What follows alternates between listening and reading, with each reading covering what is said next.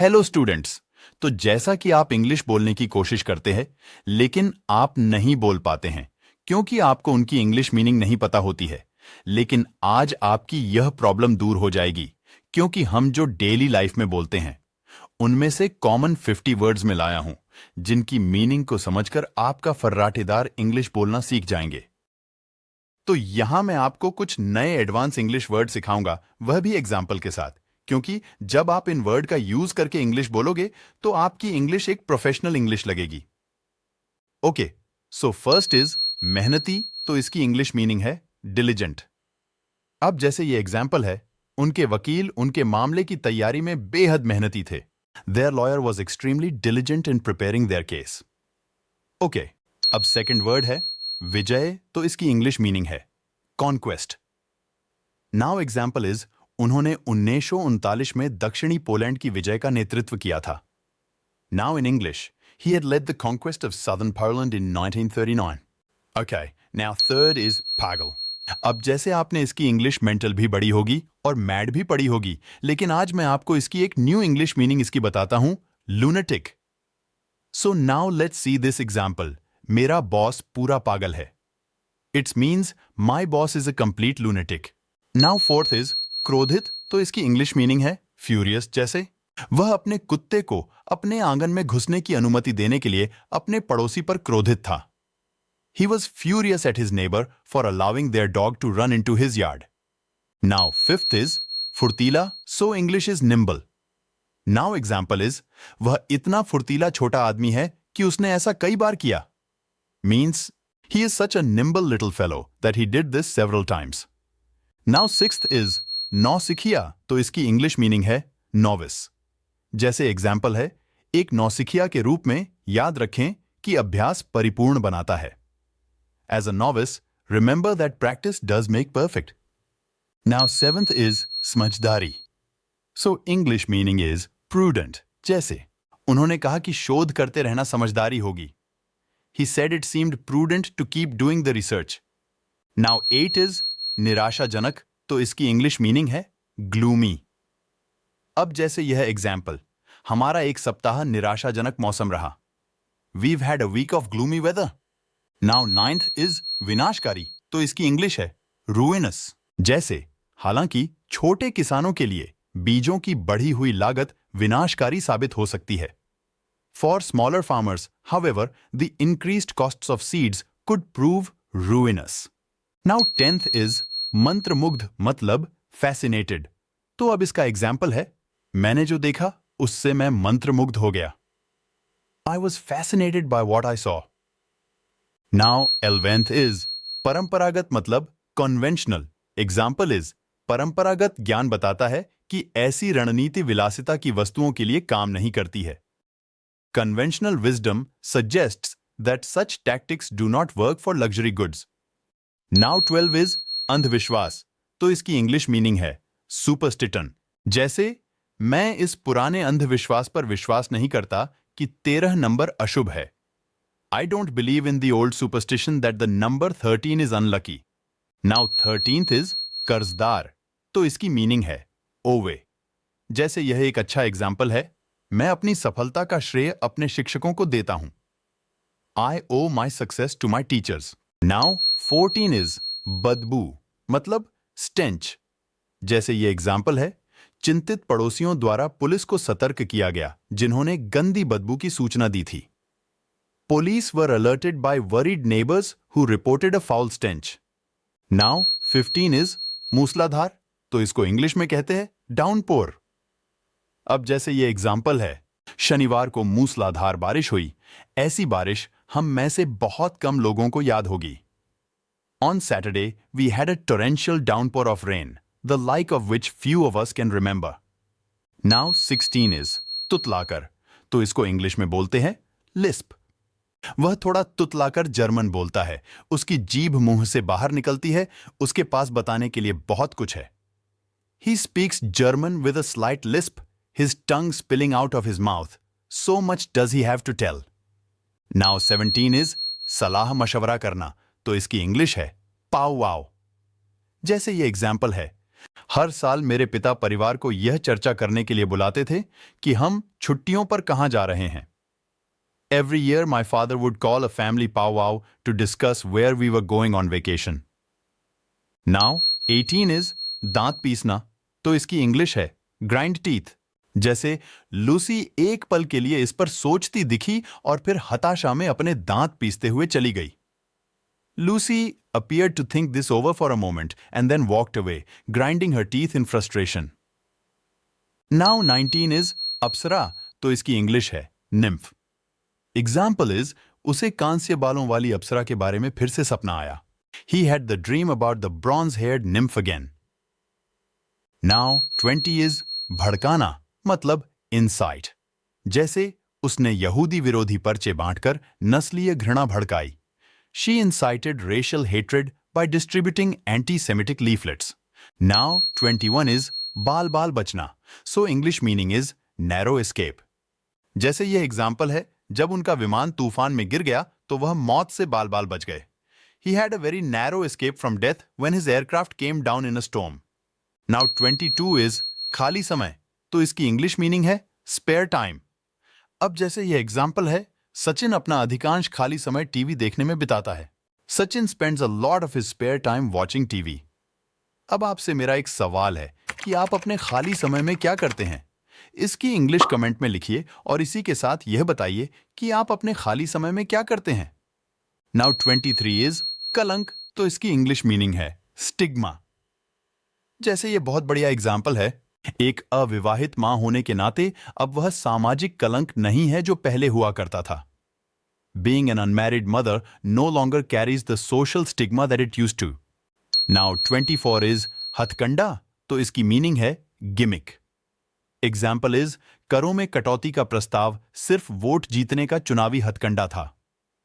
The proposal to cut taxes was just an election gimmick to win votes.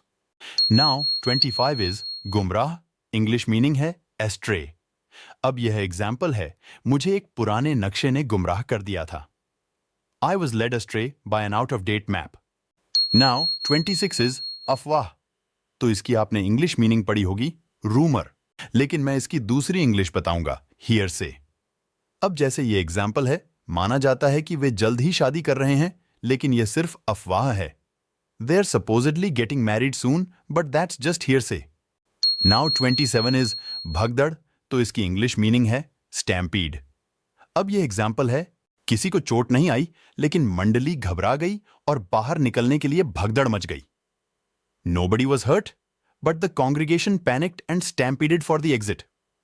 Now 28 is लागू करना, मतलब जब कोई रूल लागू किया जाता है तो उसकी इंग्लिश मीनिंग होती है एनफोर्स। अब यह एग्जाम्पल है, नए कानून को आम तौर पर लागू करना मुश्किल माना जाता था। The new law was generally admitted to be difficult to enforce. Now 29 is अकेला, तो इसकी इंग्लिश मीनिंग है सॉलिटरी। अब यह एग्जाम्पल है, सुरेश एक शर्मीले, खुशमिजाज, अकेले रहने वाले व्यक्ति थे। Suresh was a shy, pleasant, solitary man. Now 30 is गुलदस्ता, तो इसकी इंग्लिश मीनिंग है नोज़गे। जैसे उसने अपना हाथ बढ़ाया और गुलदस्ता ले लिया। She put out her hand and took the nosegay. Now 31 is आरोप लगाना, तो इसकी इंग्लिश है allege. एग्जाम्पल इज दोनों व्यक्तियों पर एक व्यक्ति का कैमरा चुराने का आरोप है। The two men are alleged to have stolen a camera from a man. Now 32 is हिंसा, तो इसकी इंग्लिश है violence. जैसे यह है, गांधी जी ने हिंसा का प्रयोग त्याग दिया। Gandhi ji renounced the use of violence. Now 33 is अपमानित करना, तो इसकी इंग्लिश है humiliate. जैसे उसने उस पर सार्वजनिक रूप से उसे अपमानित करने की कोशिश करने का आरोप लगाया। He accused her of trying to humiliate him in public. Now 34 is झूठी खबर या अफवाह, तो इसकी एक और नई इंग्लिश है canards. मैंने कभी भी पोटोमैक की सेना की अफवाहों पर विश्वास नहीं किया कि उन्होंने आत्मसमर्पण कर दिया है। I never believed the canards of the Army of the Potomac having capitulated. Now 35 is मंत्रमुग्ध, तो इसकी मीनिंग है infatuation. जैसे मुझे कोई प्यार नहीं था, बस उस जगह के प्रति मोह था। I had no love, merely an infatuation for the place. Now 36 is घबरा जाना, so English meaning is get nervous. तो यह सेंटेंस आपके लिए जो आप कहते हो, मैं अंग्रेजी बोलने से पहले बहुत घबरा जाता हूं. I get so nervous before speaking English. तो अब आप बताइए, अब नहीं घबराओगे इंग्लिश बोलने से पहले. Am I right or not? जल्दी से आप कमेंट बताइए कि मैं सही हूं या गलत. So now, next is 37, स्वादिष्ट. और इसका यूज आप रोज करते हैं कि खाना बहुत स्वादिष्ट बना है, खाना बहुत मजेदार है, तो इसकी इंग्लिश है palatable. अब जैसे ये एग्जाम्पल है, ये स्वादिष्ट नहीं था, लेकिन कम से कम ये स्वादिष्ट था. It wasn't tasty, but at least it was palatable. तो टेस्टी वर्ड का यूज करना बंद कर दो और पैलेटेबल का यूज करना शुरू कर दो. नाउ 38 इज आंख मारना, और आंख तो सभी ने मारी है, तो इसकी इंग्लिश है विंक. जैसे उसने मुझे आंख मारकर पूछा कि मैं आज रात क्या कर रही हूं. He winked at me as he asked what I am doing tonight. Now 39 is भजन, तो इसकी इंग्लिश है hymn. जैसे मंडली अपने पैरों पर खड़ी हो गई और खुशी के साथ भजन गाया. The congregation rose to their feet and sang the hymn with joy. Now 40 is श्रद्धांजलि, और इसको इंग्लिश में कहते हैं homage. जैसे उन्होंने अज्ञात सैनिकों को श्रद्धांजलि अर्पित की. They bowed in homage to the unknown soldiers. Now 41 is अभियान, तो इसकी इंग्लिश है expedition. जैसे यह एग्जाम्पल है, उनकी निरंतर कार्रवाई स्पष्ट रूप से एक मछली पकड़ने का अभियान है. Their continuing actions are clearly a fishing expedition.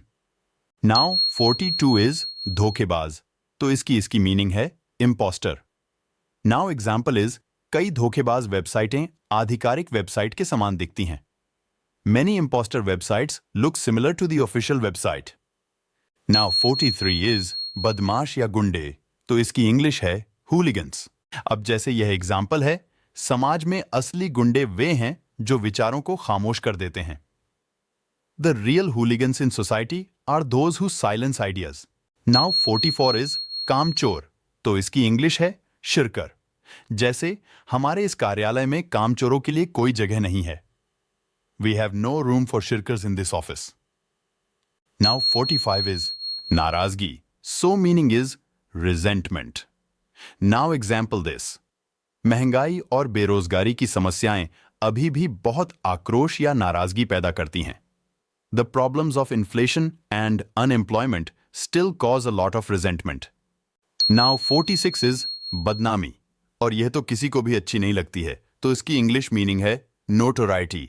अब यह एग्जाम्पल है, उन्हें तब बदनामी मिली जब उनकी नग्न तस्वीरें एक पत्रिका में छपीं. She gained notoriety when nude photographs of her appeared in a magazine. Now 47 is फिलहाल, और इसका यूज भी आप अपनी लाइफ में बहुत करते हैं, तो इसकी इंग्लिश है as of now. अब जैसे ये एग्जाम्पल है, फिलहाल वह खाना बना रही है. As of now, she is cooking food. Now 48 is मजबूरी, और मजबूरी तो आपकी हर वक्त रहती है. Am I right? तो इसकी इंग्लिश मीनिंग है compulsion. Now look this example. विश्वास अनियंत्रित होना चाहिए और बिना किसी दबाव के स्वीकार किया जाना चाहिए. Faith must be unconstrained and must be accepted without compulsion. Now 49 is भाग जाना, तो इसकी इंग्लिश मीनिंग है flee away. Now just example this. लोग युद्ध से भाग रहे थे. The people were fleeing away from a battle. So now last word is लाजवाब या शानदार, तो इसकी इंग्लिश मीनिंग है stupendous. अब इसका एग्जाम्पल है स्टैच्यू ऑफ लिबर्टी कला का एक अद्भुत नमूना है. The Statue of Liberty is a stupendous work of art. So अब बताना यह वीडियो आपको कैसी लगी, और वीडियो को लाइक, शेयर और सब्सक्राइब कर देना. और अगर आपको ऐसी वीडियो और चाहिए तो कमेंट में मुझे ज्यादा से ज्यादा कमेंट करिए और इस वीडियो को शेयर करिए, जिससे मैं आपके लिए और ज्यादा ऐसी वीडियोस लाऊं